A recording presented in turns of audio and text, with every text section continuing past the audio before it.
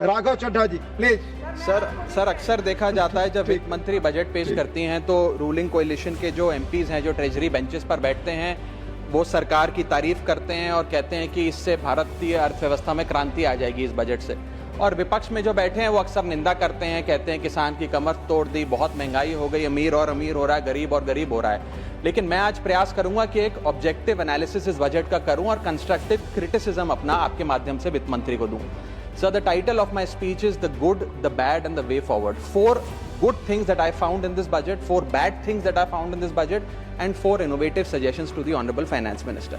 So the first good thing that I found in the budget is that there was an increase in the STT for derivative trading. Usually सरकार की निंदा हुई इस विषय को लेकर, मार्केट्स भी गिरी, लेकिन मेरा यह मानना है कि इस कदम से स्पेक्युलेटिव ट्रेडिंग यानी कि सट्टा ट्रेडिंग समाप्त होगी या कम होगी और रिटेल इन्वेस्टर जो 90% रिटेल इन्वेस्टर एफएनओ सेक्टर में नुकसान भुगतता है फ्यूचर्स एंड ऑप्शंस के चलते, जुआ खेलता है, उसमें आपको रिटेल इन्वेस्टर की प्रोटेक्शन का एक माध्यम बन सकता है। लेकिन मैं इसी के साथ साथ वित्त मंत्री जी को याद दिलाना चाहूंगा कि एसटीटी का जेनेसिस क्या है, एसटीटी का जन्म कब हुआ। एसटीटी हमारे senior colleague mister P Chidambaram जब फाइनेंस मिनिस्टर थे तो उन्होंने इंट्रोड्यूस किया and it was introduce to replace long term capital gain tax on equities. जब long term capital gain on equities zero था तब एसटीटी को लाया गया कि वे एक सिंपल अपफ्रंट लेवी होगी ट्रेड्स पर regardless of profit and loss. लेकिन अब सरकार ने long term capital gain tax भी लगा दिया, एसटीटी भी लगा दिया और रिटेल इन्वेस्टर को और तमाम इन्वेस्टर्स को एक प्रकार से डिसइंसेंटिवाइज किया। मैं एक सुझाव लाया हूं सरकार के लिए जिससे long term house hold earnings बढ़ेंगी, वेल्थ क्रिएशन होगा और वेल्थ पार्किंग रियल एस्टेट और गोल्ड के सेक्टर से निकलकर इक्विटीज में आएगी और स्पेक्युलेटिव ट्रेडिंग और कम होगी और long term investment behaviour investors का बढ़ेगा। वो की है कि long term capital gain tax on equities should be made nil in this country for individual investors. दुनिया की कई ऐसे देश हैं जिसके अंदर long term capital gain tax equities पे खास तौर पे शून्य है, जैसे कि Switzerland, Singapore, UAE, New Zealand, Hong Kong, Qatar, Malaysia. मैं चाहूंगा कि जब एसटीटी बढ़ाया जा रहा है तो इसी बजट में ही long term capital gain tax को जीरो किया जाए। सर मेरा दूसरा जो मैं सरकार के बजट को एक्नॉलेज करना चाहूंगा वो ये है कि कैपेक्स के जो एक्सपेंडिचर एलोकेशन होता है उसमें एक बढ़ोतरी देखी गई। जहां वित्तीय वर्ष 18-19 में मात्र 3 लाख करोड़ कैपेक्स था वो इस वित्तीय वर्ष में 12 लाख करोड़ तक पहुंचा है, which is 4.4% of the GDP, which is a good step. It will have a multiplier effect and it will prioritise asset creation. लेकिन इसके साथ साथ सरकार को 5 साल में क्या कैपेक्स वो कौन कौन से क्षेत्रों में खर्चा करने जा रही है उसका एक ब्यौरा देना चाहिए ताकि प्राइवेट सेक्टर भी इस कैपेक्स के खर्चे को मैच कर सके। So third thing which we found in the speech of the finance minister is that there was a relative restraint in making budgetary announcements for election bound states. अक्सर वित्त मंत्री का भाषण सुन के आप बता सकते हैं कि कौन से राज्यों में चुनाव होने जा रहा है। इस स्पीच में उन्होंने थोड़ा सा रिस्ट्रेंट एक्सरसाइज किया जिसे मैं एक्नॉलेज करता हूं। और आखिरी अच्छी चीज जो इस बजट में नजर आई वो ये था कि एनआरआई की इन्वेस्टमेंट लिमिट में एनहांसमेंट हुई। लेकिन मैं बता दूं कि जब एफआईआईज ने, फॉरेन इन्वेस्टर्स ने, फॉरेन पोर्टफोलियो इन्वेस्टर्स ने इस देश के बाजार से पैसा निकाल लिया और पिछले एक वित्तीय वर्ष में 23 बिलियन निकाला, तब जाकर सरकार जागी और सरकार ने एनआरआईज के लिए इक्विटी मार्केट का दरवाजा खोलकर उनकी इन्वेस्टमेंट लिमिट को 5% से बढ़ा दिया।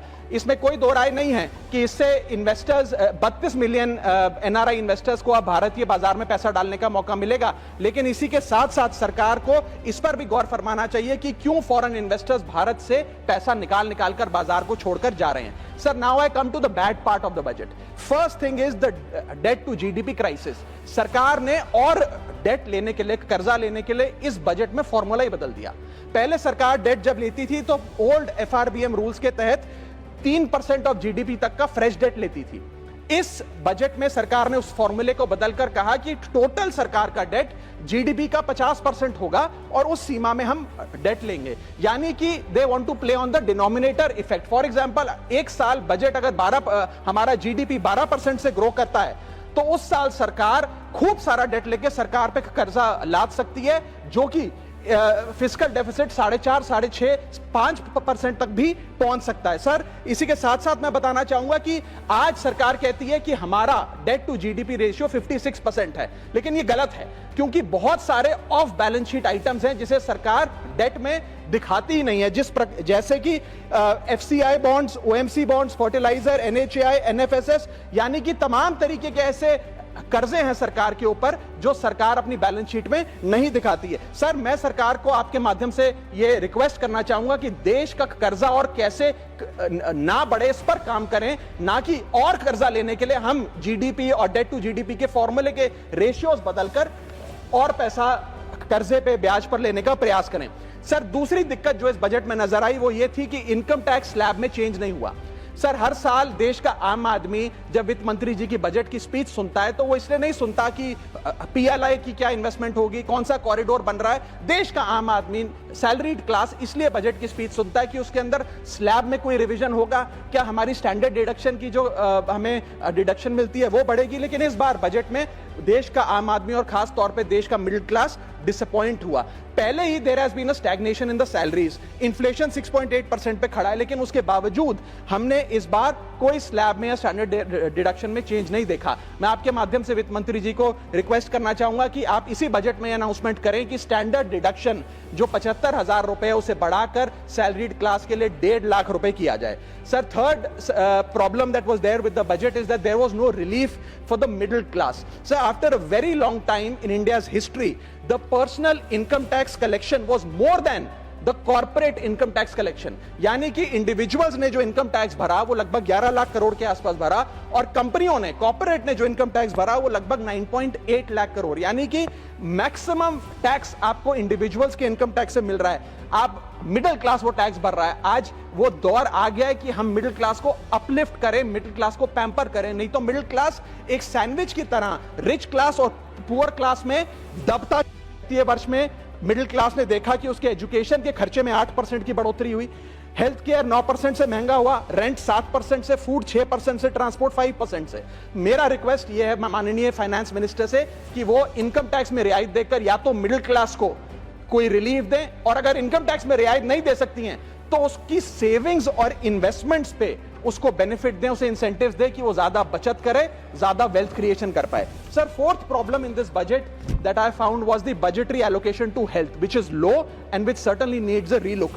सर, आज हमने अपने टोटल गवर्नमेंट एक्सपेंडिचर का 2% हेल्थ को एलोकेट किया है, लगभग 1 लाख करोड़ के आसपास। नेशनल हेल्थ पॉलिसी 2017 बताती है सर, और सरकार का ये अपना ऑब्जेक्टिव रहा है, गोल रहा है, that spending on public health should be 2.5% of GDP. आज हम 2026 में खड़े हैं, हमारी पब्लिक हेल्थ पे स्पेंडिंग मात्र 0.5% ऑफ जीडीपी। हम अपने लक्ष्य से कोसों मील दूर हैं। जहां यूएस में 18% ऑफ जीडीपी हेल्थ केयर पे खर्च होता है, यूके में 12%, जर्मनी में 13%, स्वीडन में, नेदरलैंड में, डेनमार्क में, जापान में, स्पेन में 10% ऑफ जीडीपी खर्च होता है, क्योंकि वो देश जानते हैं कि जान है तो जहान है। लेकिन हमारे देश में मात्र 0.5% ऑफ जीडीपी हम अपने हेल्थ पे खर्च करते हैं, और इसके चलते आलम यह है कि सरकारी अस्पताल में अगर आप चले जाइए, which is called the backbone of India's health care, वहां पर आपको पुरानी जर्जर बिल्डिंग मिलेंगी, मैसिवली अंडरस्टाफ्ड हॉस्पिटल मिलेगा, ओवरवर्क डॉक्टर मिलेंगे, पॉपुलेशन के हिसाब से बेड नहीं मिलेगा, जांच के लिए मशीनें नहीं हैं, दवाइयों की कमी है, और अगर इलाज की, ऑपरेशन की डेट मिल भी जाए तो वो डेट इतनी दूर होती है तब तक मरीज चल बसता है। So the reality is that Covid made us realise and it was a wake up call for India's public health infrastructure, and I want to ask the house today, are we prepared,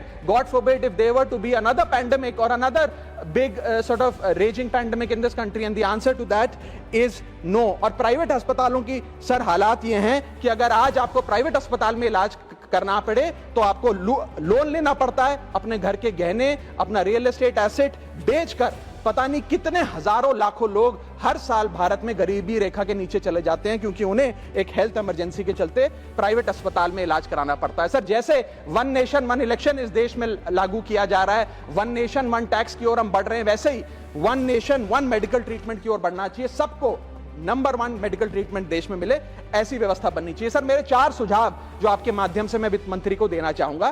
पहला सुझाव है, put all land and property records of India on blockchain.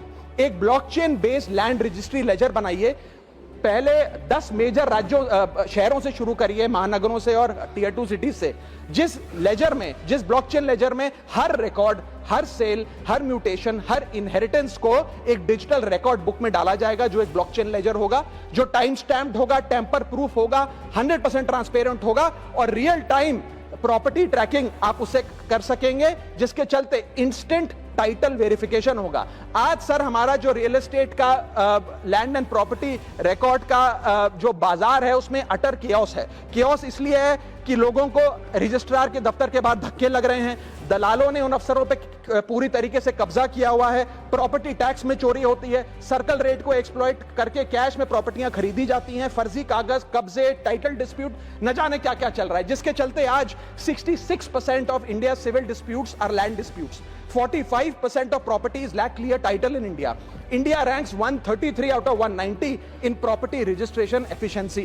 48% of our properties are under dispute and the average time taken by civil courts to resolve these disputes is 7 years. And 6.2 crore property documents are pending digitization. वो तहसीलदार के दफ्तर में पड़े या registrar के दफ्तर में, उनका डिजिटाइजेशन अभी तक नहीं हुआ। इन सारी बीमारियों का एक ही दवा है, that is national blockchain registry, जिसके चलते प्रॉपर्टी डिस्प्यूट समाप्त होंगे, मिडिल क्लास की वेल्थ अनलॉक होगी क्योंकि वे और ब्याज पे पैसा ले पाएंगे, प्रॉपर्टी टैक्स की कंप्लायंस बढ़ेगी और रीट्स जैसे इन्वेस्टमेंट व्हीकल्स को ब्लॉकचेन वेरीफाइड टाइटल मिलेंगे, उसमें भी बढ़ोतरी देखी जाएगी। इसी के साथ साथ सर दुनिया के कई देशों ने इसे लागू कर दिया है। स्वीडन में यह लागू है, जहां पर एक दिन में आप प्रॉपर्टी का ट्रांजैक्शन कंप्लीट कर सकते हैं, वहां डिस्प्यूट रेट 2% है। जॉर्जिया में है, जहां 3 दिन में प्रॉपर्टी का ट्रांजैक्शन खत्म हो जाता है, डिस्प्यूट रेट 1% है। और यूएई में है, जहां 10 मिनट में आप अपनी प्रॉपर्टी खरीद बेच सकते हैं, वहां डिस्प्यूट रेट 1% से भी नीचे। और वहां हिंदुस्तान में प्रॉपर्टी बेचनी हो तो 2 से 6 महीने लगते हैं और 48% डिस्प्यूट रेट है। सर मेरा दूसरा सुझाव है inflation linked salary revision act. Bharat में वेजेस को इंडेक्स करिए महंगाई से। वित्तीय वर्ष 18 से लेकर वित्तीय वर्ष 26 में हमने देखा कि real wages for the salaried class में 16% की गिरावट आई। ये गिरावट का मतलब इन सालों में जितनी महंगाई थी, जिस स्तर पे महंगाई बढ़ी उस स्तर पे वेजेस नहीं बढ़ी, जिसके चलते 16% की गिरावट रियल वेजेस में देखी गई। इसीलिए mandatory wage indexation formula is the need of the hour and the government must look at it. इसके चलते तमाम फॉर्मल सेक्टर्स में, corporate, shops, factories, gig workers, सबको इन्फ्लेशन इंडेक्स वेज हाइक मिलेगा। और सरकार के मुलाजिम को तो मिलता ही है, हर साल डियरनेस अलाउंस मिलता है, उसके बाद आप हर कुछ सालों में पे कमीशन लागू होता है। इससे आप 20 करोड़ आबादी, which is 45% of India's total workforce, आप उसे एड्रेस कर पाएंगे। सर इसी के साथ साथ मैं बताना चाहता हूं कि दुनिया के कई देशों में यह पहले से ही लागू है। यूएस के अंदर COLA, cost of living adjustment system लागू है, जिसके अंदर एनुअल और ऑटोमेटिक रिवीजन होता है। जर्मनी के अंदर हर 18 से 24 महीने के अंदर महंगाई के अनुसार सैलरी बढ़ा दी जाती है। जापान के अंदर शिंटो मेथड यूज होता है, जिसमें annual inflation index wage hike दी जाती है। और बेल्जियम में ऑटोमेटिक इंडेक्सेशन लॉ है, जिसमें क्वार्टरली बेसिस पर एम्प्लॉइज की सैलरी बढ़ाई जाती है। Sir India is one of the only countries in major economies where 85% of our formal workforce has zero statutory inflation protection. We are at the mercy of the employer discretion and our own negotiation power to raise our salaries. इसके साथ साथ मुझे लगता है कि एक minimum increase based on inflation होना चाहिए। मेरा थर्ड सुझाव माननीय वित्त मंत्री जी को रहेगा कि स्टेट कैपिटल एक्सपेंडिचर की matching grant, matching funding centre दे, यानी कि हर 1 रुपया जो राज्य की सरकार कैपेक्स पे, कैपिटल एक्सपेंडिचर पे, एसेट क्रिएशन पे खर्च करती है, उसकी मैचिंग ग्रांट 1 रुपया केंद्र द्वारा राज्यों को दिया जाना चाहिए, not as loan but as a grant.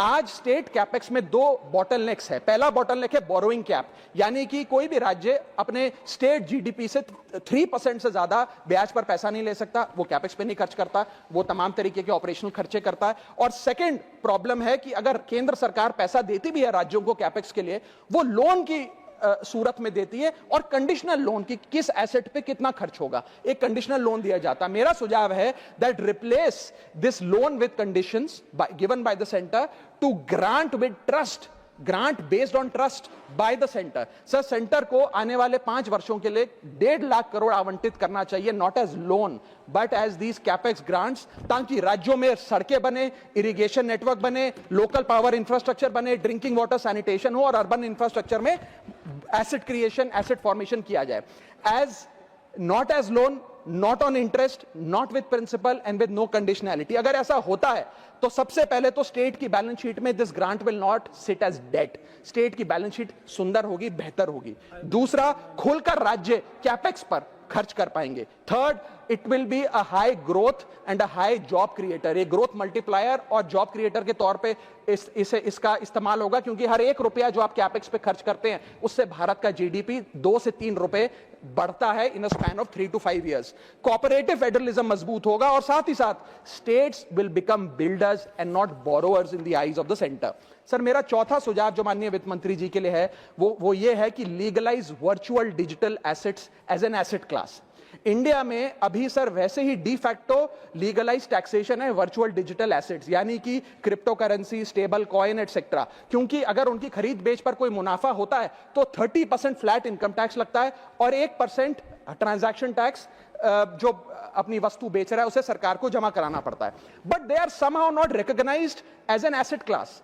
VDS जो वर्चुअल डिजिटल एसेट्स है, एक एसेट क्लास का दर्जा नहीं दिया गया, जिसके चलते कोई डेडिकेटेड लाइसेंसिंग लॉ नहीं है, कोई क्लियर कंज्यूमर या इन्वेस्टर प्रोटेक्शन कानून नहीं है, एएमएल कानून यानी कि एंटी मनी लॉन्ड्रिंग गाइडलाइंस और डायरेक्शंस इस एसेट क्लास के लिए नहीं है, and there is of course no explicit legal classification. As a result what has happened is that 4.8 lakh crore trade in this virtual digital assets has moved offshore. Bharat के बाहर निकलकर वो अन्य देशों में, दुबई, सिंगापुर, मलेशिया और अन्य देशों में इसका ट्रेड हो रहा है जो भारतीय कर रहे हैं। Second thing that has happened is that 73% of India's crypto trading volume in financial year 25 has moved to offshore exchanges. What has further happened is that 180 virtual digital asset startups have moved to countries like Dubai and Singapore, and as a result जो देश, भारत देश के 12 करोड़ ऐसे लोग हैं जो इन virtual digital assets में, crypto में, आरडब्ल्यूए यानी कि रियल वर्ल्ड एसेट में, स्टेबल कॉइन में इन्वेस्ट करना चाहते हैं, वो ऑफशोर जाकर इन्वेस्ट कर रहे हैं। जरूरत है कि हम कंप्लायंस हिंदुस्तान में लागू करें, उसे हेविली रेगुलेट करें, लेकिन उसे ऑनशोर लाएं। इसके चलते अगर ऐसा होता है तो सरकार के खजाने में 15 से 20 हजार करोड़ रुपए का इजाफा होगा, उन्हें उतना टैक्स मिलेगा। और इसी के साथ साथ मैं सरकार को कहना चाहता हूं that we currently tax these virtual digital assets as if they are legal, but we regulate them as if they are illegal। मेरा सुझाव है कि इसे heavily regulate करिए, रिंग फेंस करिए इस इकोसिस्टम को, AML गाइडलाइंस यानी कि एंटी मनी लॉन्ड्रिंग कानून और मजबूत करिए, लेकिन prohibition is not protection, regulation is protection। Thank you so much।